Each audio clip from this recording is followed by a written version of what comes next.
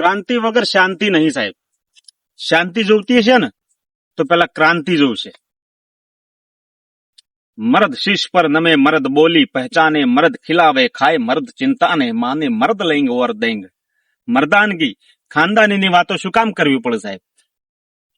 એક બાપુ આમ દબદબો હતો બહુ જબરજસ્ત, પણ પછી ભગત થઈ ગયા. ભગત થઈ ગયા એટલે 2-5 વાર 10 વાર ગોમમાં આયા જ નહીં. દાઢી વધી જઈ અને બહુ ભક્તિ, એક તારો લઈ અને ભક્તિ કરતા, અને બહુ જમાવટ હતી જબરજસ્ત.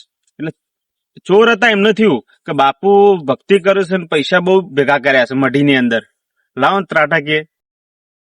એટલે ચોર ત્રાટક્યા. બાપુ તો ભેર ઊંઘરમાં હતા, નિંદરમાં હતા.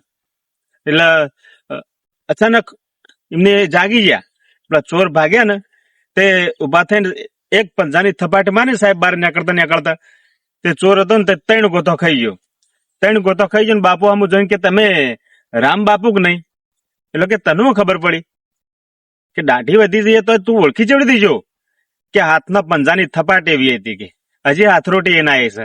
એટલે ભક્તિ કરતા હોય ને તો એક બાજુ માળા હોય ને સાહેબ, તો એક બીજી બાજુ ઉગાડી શમશેરે જોવે સાહેબ. આ દેશને બચાવવા માટે મર્દાનગી બહુ જરૂરી છે, ખાનદાની બહુ જરૂરી છે સાહેબ. એટલા માટે જીજાબાઈ પોતાના દીકરાને શિવાને પૈપાન કરાવતા હતા, એમને ધાવણ પાતા હતા.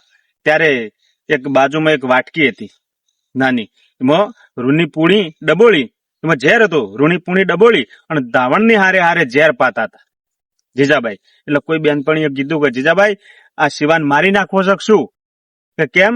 કે આ ઝેરનો ટીપો પાસો તમે રૂની પૂણીથી ધાવણની હારે હારે, તો શિવો મરી નહીં જાય?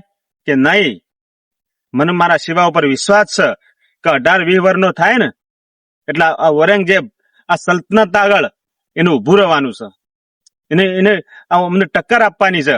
પણ જે દાળ આ મારો શિવો કોઈ દીથી પાછો નહીં પડે, કોઈનાથી પાછો નહીં પડે, પણ જે દાળ એને દગાથી જો કદાચ એને ઝેર આપી દેવામાં આવે ને તો મારા શિવાને અત્યારથી ઝેરનો એવાયો કરવો છે.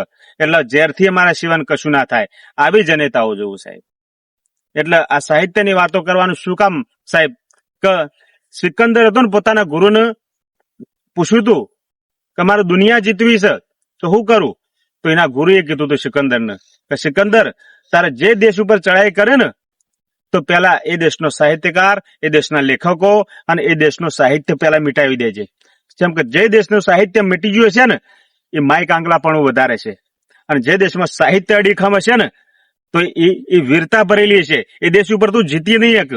ઈરાક ને ઈરાન જેવા ઘણા દેશોએ જીતી, અને સાહેબ એમ કહેવાય કે ભારત દેશની અંદર આવ્યો ને એટલે એને ખબર પડી હતી કે સાહેબ મર્દાનગી શું છે.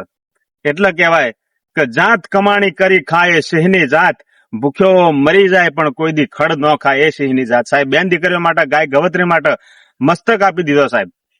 એવા આ ધરતીના દાખલા છે સાહેબ. એટલે આ માટીને કરોડો વંદન છે સાહેબ. જય દ્વારકાધીશ.